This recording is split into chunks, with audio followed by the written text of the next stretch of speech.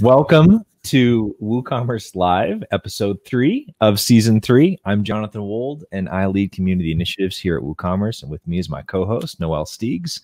She's a developer and a volunteer here in the WooCommerce community. Good to see you, Nöelle. Good to see you too, Jonathan. So today, we're going to be talking about finding and keeping customers for your e-commerce business. That was one of the other popular topics that y'all asked for. We've been gathering all your questions, and we'll be answering as many as we can on today's show. And at the end of the show, we'll have live Q&A, and we'll answer new questions that you've got. So think about some of the questions that you'd like to ask, and you can drop them here in YouTube or on Facebook, wherever you'd like, and join us for the Q&A after the episode. So, Nöelle, what are some of the wins that we have to celebrate in the community this week? Yeah, I'd like to spotlight 2 of our community members. The first one is Annie Pang. He's been in the community for 3 weeks, but he's already in our past month's top 10 of most engaging people. So he's been asking questions, commenting or helping other people out. So that's just great to see. Another one that I would like to highlight is David Jash, and he's been in the Facebook group since 2014. Can you believe it? That's awesome to see that somebody sticks around for that long. And what I love about him is there are not that many people answering super technical questions in the group, right? So he's actually helped me when I had questions, and he does it he goes above and beyond. He just took so much time to explain it in an easy to understand way, but it was a really technical subject. And that's a gift right there to be able to do that. So thanks, David, for that. That's fantastic. Some awesome community members this week. That's fantastic. And if you're not a member of the Facebook group, I recommend checking that out. There's we're just about 40,000 members now, and a lot of fantastic things happening there. On the Meetup front, we have new meetups coming online all the time, but I want to give a special shout out to the WooCommerce London meetup. They meet once a week, a few hours earlier than now. So for those of you on the West Coast, it's pretty early, but if you're in the London or anywhere in Europe, it's a fantastic meetup. And so you missed today's, but next week they're doing it again on Wednesday. So definitely check that out. Awesome. So let's jump right into today's topic. So we're talking about creating customers, and what's that all about? Customers, if you're in an e-commerce business, ultimately it's about creating value and solving problems for the audience that you've chosen, right? That's what you're in business for. And when you do that well, you succeed. So Jeff Bezos recently is stepping back from as CEO of Amazon. So it's given a lot more opportunity to look at the legacy of what Amazon has done over the past 27 years or so. And what they are famously relentless for is they're focused on customer experience and creating more and more value. And that focus on value leads to loyalty, right? Customers who keep coming back and they tell others. So we've organized today's topic into based on the questions that you sent into 2 parts. We're going to talk about finding new customers, and then we're going to talk about how do you keep those customers happy, right? You get them in the door, but you want them to stay there as long as possible. So we had a lot of questions come in, and so we're going to try to group them. Here's a couple of them. So Manera asked, what's the best way to create and keep customers? Chris asked, how do I attract customers cheaply and accurately? That's a good question. Cassia asked, where do you start when you're launching a business from scratch and it's a new service being offered? And then some was specific, and he said it had a very special niche with a huge pool of potential customers. Instagram and Facebook aren't reaching them. He doesn't want to do ads. How do I reach that specific customer? So all of those have a few things in common. I'm going to reframe that question as, what would you do to attract new customers without spending any money, right? There's sort of that general theme to it. And we've got a couple of thoughts for you. So first, if you've watched Woo Live season 2 previously, you've seen us, we've talked about the different steps from idea to first customer. And it begins with choosing an audience, right? And picking an audience that you want to serve, finding the problem that audience has, and then you come up with an idea for solving that problem, and you work to sell it before you make it. So as we talk about this, like, how do you find those customers without spending money? You have to keep those things in mind first. You have an audience that you've picked, a problem that you want to solve for that audience, and you've worked to take the idea you have for your e-commerce business and you're selling it to them before you make it, right? So here's a few pieces of guidance, some things to think about. First and foremost, go to where your audience is. Engage with audience members individually and broadly. So one-on-one, like reach out to them like, hey, I wanted to check and see if I noticed that you confirm with them like, hey, you have this particular problem. I have an idea. What do you think? Is this a possible solution to your problem? Does it sound like a good fit for you? And maybe there's a Facebook group that's focused on the audience. Maybe there's something else entirely. Figure out where your audience is and go there with your potential solution. Within that same vein, one of the things that you can do is identify influencers that focus on the audience. Now, influencers is a fairly loaded term. It can bring to mind people just like wasting a bunch of time on Instagram or kind of wherever else. But if you think of it like as it's meant, it's an influencer is someone who's focused on providing value to a particular audience, right? Those who do it really effectively and have true influence. And one of the things you can do is identify folks who serve that audience that you're wanting to serve and look for opportunities to create mutual wins, right? Where you can create a win for them and for their audience. You might create a special offer. You might create a special version of your product. I like that idea a lot, where you could brand it for that influencer, and you might work out a deal with them where you give them a percentage of sales. So Neil Patel had a great resource that Nöelle found. That'll just drop up here. Put it on the chat or put it on the screen. Whoops. There we go. Well, here's this pop-up. Let's close that out. How to acquire customers on a $0 marketing budget. So we'll drop a link to that, but this is another great resource. You can dive into the topic a bit further. Yeah, I love like he shows examples, and then big companies like Dropbox, for example, that then how they did it. So I really love how he breaks that down and is so easy to follow. He really laid that out so well. Yeah, he's consistently delivering some great content there. Awesome. Nöelle, do you want to jump to the next question? Yeah, so Stephen asked, how do I generate users for a marketplace, customers and vendors? Now, I got into web development through putting up a type of marketplace, which was like a drop shipping platform, right? So I also was dealing with vendors. Generating customers for a marketplace is a lot, I don't want to say easier, but it's maybe easier to find resources about that. It's talked about more.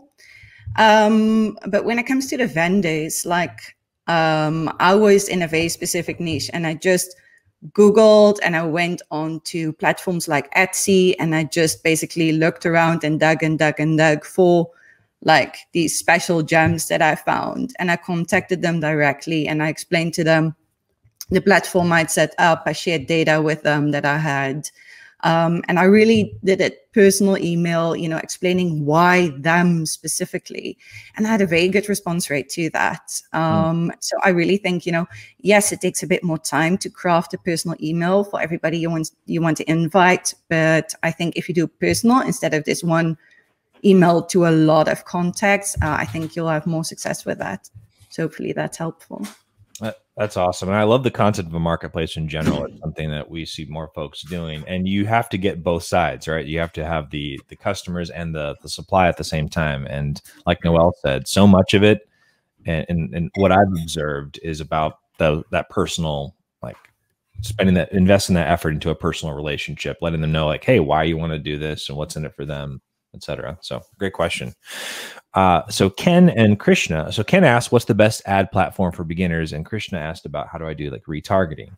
So ads, great topic. Ads can be really powerful. They can also be a fantastic waste of money. And we don't want to see you do that, right? So what I found to be really helpful is to think about advertising as a multiplier for what works. So figure out figure out what works, get that audience right. And I realize sometimes, in some cases, like ads can be a perfect way to sort of test something and check it out, right? But in general, I'd encourage you to like focus on like having that one-on-one interaction and testing your ideas out without spending money, and then use advertising as a way to then multiply that. It's like, all right, I have something that works. Now let me spend some money to get more traffic focused on it.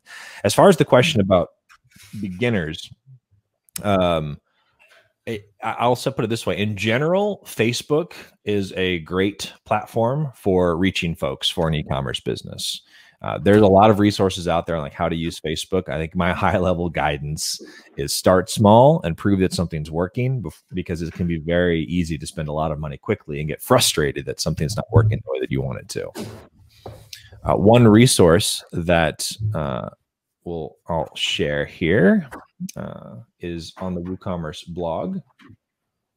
There's 6 ways to turn social media followers into customers, and just has some general guidance on how to play with the different platforms, and what it covers also applies to the concepts of advertising. So wanted to offer that as a resource. Awesome. What was the next? What do we have next, Noelle? So Krishna asked about what is the best way to accurately target customers. And Dee asked, if your product is targeted at different types of customers, is it better to target one group at a time? So for example, hobbyists and then stay-at-home moms, etc. The best way to accurately target customers, it really depends on the platform. So it's quite a broad question. But for example, from experience, I can talk about search engine optimization. So if you plan on writing blog posts, for example, to help yourself rank higher and go into, the content marketing strategy, you want to make sure you include the right wording. And sometimes the wording that you use might not necessarily be what people type in Google. So I really recommend you can Google for like the keyword planner. The Google Ads keyword planner is really helpful for that. And it will give you, like, you can put rough concepts in and it will give you ideas out. So that way you can make sure that you include those right terms. That helps for SEO. In terms of, targeting different types of customers, yes, I would split. When I was still running Facebook ads, I did see better results if you focus your ad on a specific group. Say, for example, the stay-at-home moms, because then you can tailor the image that you use, the wording that you use, and then your landing page. I mean, that would be like first prize. If the page they land on talk to them directly, the chance of conversion is higher. So definitely recommend that. Jonathan, what do you think about that? Yeah, I agree. Landing pages can be a great way to segment off your audience in general, because we did an entire episode on choosing an audience. Ultimately, for you as the entrepreneur, do what you want to do. In general, we find it best to focus on an audience and at least build that momentum and really find that you're making good progress. And then maybe it makes a lot of sense to add another one. But if you're going to serve multiple audiences, definitely create landing pages and campaigns and approaches that are unique and specific to that audience. And yeah, so great question. Krishna also asked some great questions from Krishna. What are the best ways to rank high in search engines? So Noelle just started touching on that. And I found to be really helpful in my experience and sort of working with search engines over the years and helping others is to ask the question, what would you do if search engines didn't exist? Because they haven't always been there. And back in the day, there were like things like directories, and people just focused on like, okay, if I have a new site on the web, how do people find it, right?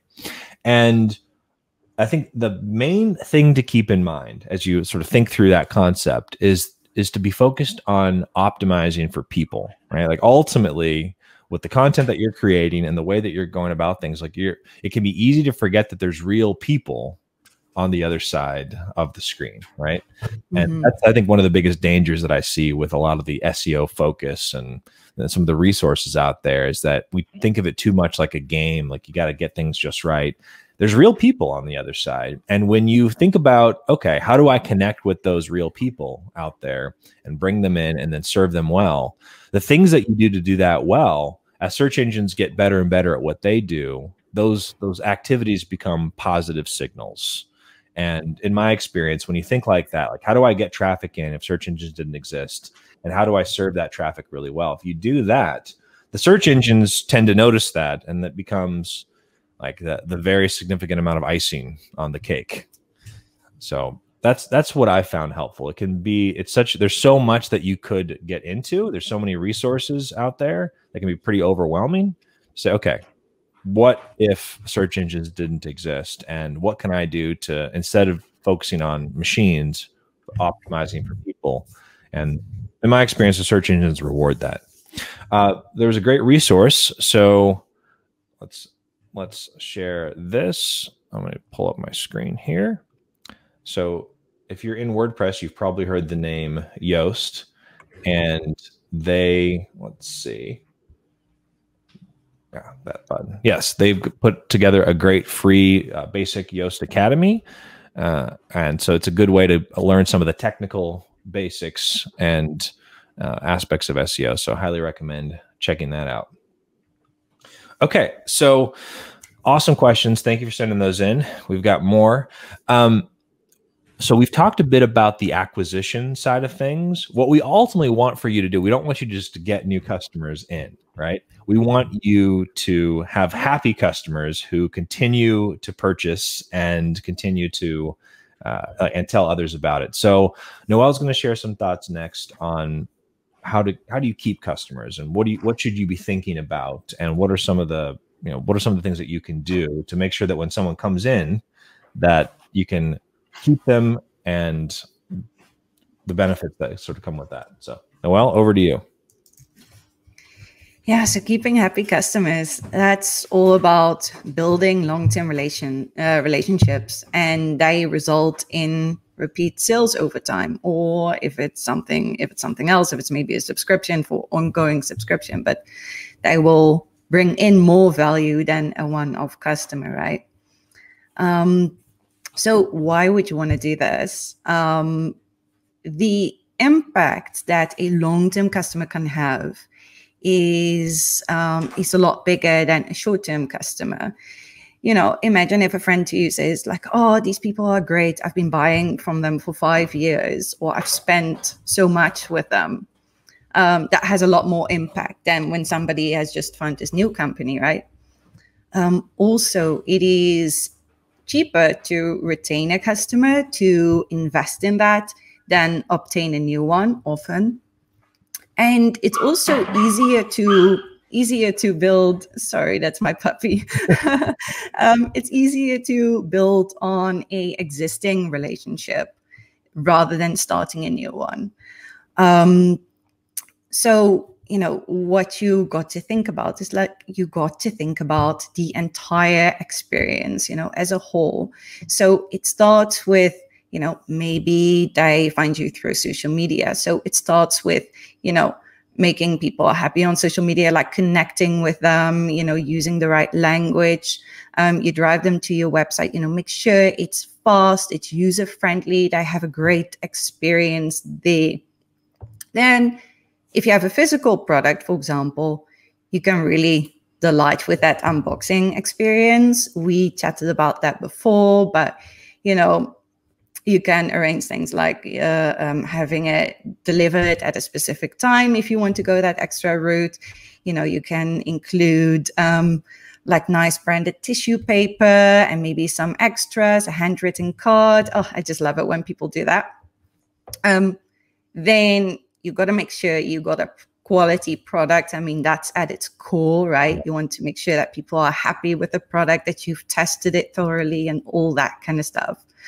And through the whole process, you know, also pre-sales and post-sales, you want your customer support to be fantastic.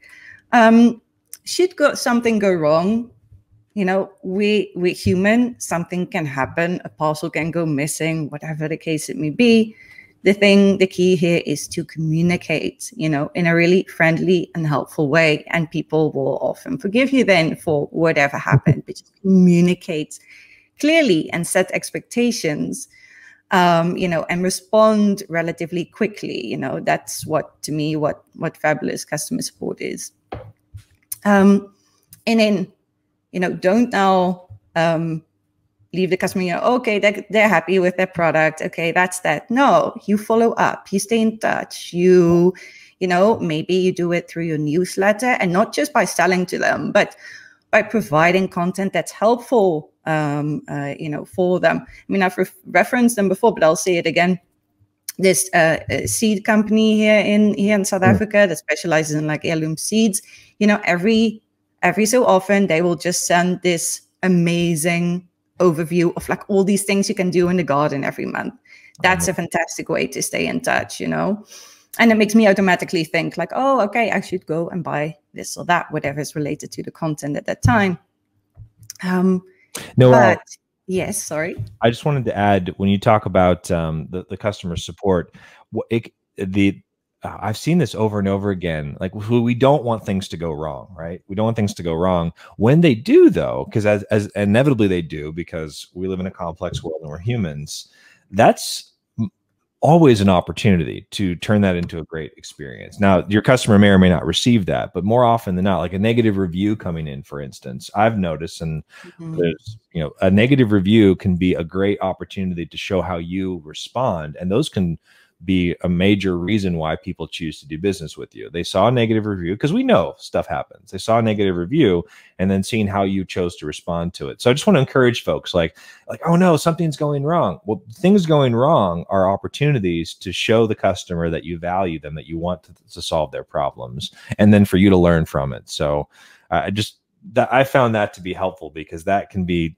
intimidating, daunting, especially early on. It's like, you want things to go well. Of course, we want it all to go smoothly, but they don't. And when they don't, those are opportunities to create value for your customers. And we tend to remember that more, right? Like when something went wrong and then they made it right, there's something that really sticks with us about that. Yes, very true that.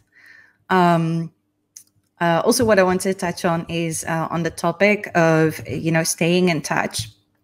There's like email automation that you can do. For example, there is a follow-up emails extension on the marketplace, that will allow you to say like, okay, maybe after a month or something like that, or a couple of weeks, it depends on your product and your niche entirely. But you send a follow-up email and you ask people to write a review, send them straight to the product page, ideally, ask them to leave a review there, create this awesome, user-generated content that, Google really likes. And, reviews are so important. People see them as personal recommendations almost. I mean, who doesn't check the reviews before making a purchase? I know I do all the time. What do the reviews say? Yeah. So it's so important. But also think about, what can you offer these people that have now once bought from you? What can you offer them next? Maybe a complementary product. Maybe a complementary product, or it depends on what niche you're in. If you're, for example, in the clothing industry, it's one thing, but we've seen like a beard company that does oils, but then they do like other beard accessories and wax, and they like added it on throughout time, right? So that's a fantastic idea. Lastly, I want to talk about rewarding and incentivizing your customers. There's quite a few ways you can do that. Coupons is maybe one of the most well-known ones. Coupons are also built into WooCommerce, though there are also excellent extensions out there that just amp them up. But I want to share this resource with you, which is how to use coupons and email to drive customer retention. And what they explain here, they use MailChimp in this example. And this is a setup that I've done for clients as well, which works really well. And honestly, like if you're working on your own website, you know, I thought that this tutorial is really easy to follow along, and like you can definitely do this even if you're a beginner. But basically, you have people sign up on your website, and then you schedule an automated email containing a coupon, right? So either on the day they subscribe or whatever you want to do there, to then drive that traffic to your website and hopefully result in sales. It's fantastic. Then the next one that I want to share is it's a WooCommerce extension called Points and Rewards. And points and rewards can be used in many different ways. And I think, you know, we've all like seen them around online. You know, I know I'm definitely incentivized. If I can repeat buy, like for the puppy, I found this pet company and I'm like, oh, they do points. Okay, well, then I'm more likely to now choose them as, you know, whenever I need a new toy, which is often, I go there and I build up points. And it can get kind of like quirky with them as well. You know, you can customize this to like the language of your store and make them all fun if that's what you want to do. You can give people points for leaving a review even, you know. So imagine combining that with a follow-up email. I think that would work really well. And then my last recommendation for rewards is gifts. For example, like when you have a customer that's maybe, you know, maybe you're like tracking how many people have spent over a certain amount of time. And if people are like a VIP customer of yours, you know, and really bringing in a lot, then consider sending them something complimentary. You know, it doesn't have to be something expensive, but just a gesture that they thought of you and said thank you then, you know, to the customer. I think that, you know, that goes very far. Oh, that's fantastic. So we had one question that came in around this idea of like working with customers. So someone asked, I'm a multi-channel seller. What's the best strategy to convert customers from my channels to my WooCommerce websites? What are your thoughts on that? You've got different channels out there, maybe Amazon, Walmart, like this or that. How can you convert those in to your WooCommerce site? That's a really good question, and definitely something I need to think about. One thing I can say is that it's important to, on the different channels, have like kind of like a uniform presence. You know, have it all match, have it like go as far as you can with the feel, the language of that it's you. You know, and it makes you stand out. About driving, you know, because when I think multi-channel seller, I think, for example, like Amazon and retail and then a WooCommerce shop. But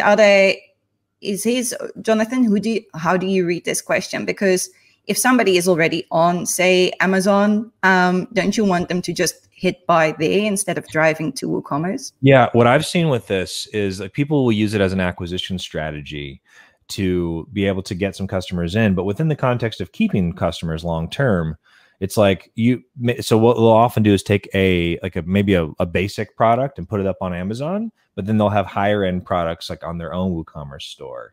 And if you ever want them to make the conversion, I think so much of what you just described is what matters here, where it's about focusing on the experience, right? Where what kind of little notes can you put in the box? So what types of, maybe a special landing page can you create for the folks? I've seen folks who'll do this thing where they're like, don't contact the manufacturer, like, or don't contact the retailer, contact us instead. But it's like, why would I want to do that? So think about the experience from your customer's perspective. Last question that came through was how do I hire help? Hillary wanted to know, like, if I want to get some vetted help for marketing, etc. And I just had two quick resources for you, and then we'll wrap up. The first was, I'm just going to put this here. Perfect. So we have a partnership with Codable where you can find, it's focused on WooCommerce developers, but there are also marketers in there. And this can be a great place to find some experts, especially for like a small project. You want to kick something off and try it. And then of course we have our Woo Experts directory where you go to woocommerce.com/experts. And we've got a lot of great agencies in here. And within these agencies, there are folks who have that marketing experience and background as well. So most of it's focused on development, but there are folks with a strong marketing background, and that can be a great place to take a look. So I want to offer that for you. Awesome. Well, we had a lot of questions that came through, and we hope this is helpful. I think, to recapping it from my perspective, we want to see you create customers, but that are also happy long-term customers that are going to come back and buy again and tell others about it. And if you focus on thinking creatively about the acquisition side, finding where your audience is and connecting with them, and then once they become customers, if you focus on the experience and then use some of the tips that Nöelle shared and some of the resources, that increases the likelihood that they become long-term customers that are happy with being a customer of yours, and then will tell others about it as well. Awesome. So next week, we're going to be talking about extending WooCommerce. We're going to get into extensions, and we've got a special guest joining us. WooCommerce Live will be the same time, same place next week. We look forward to seeing you there. Look for an announcement and more details later this week. And that is it for the main show. Now we're going to transition over to Q&A. Thank you.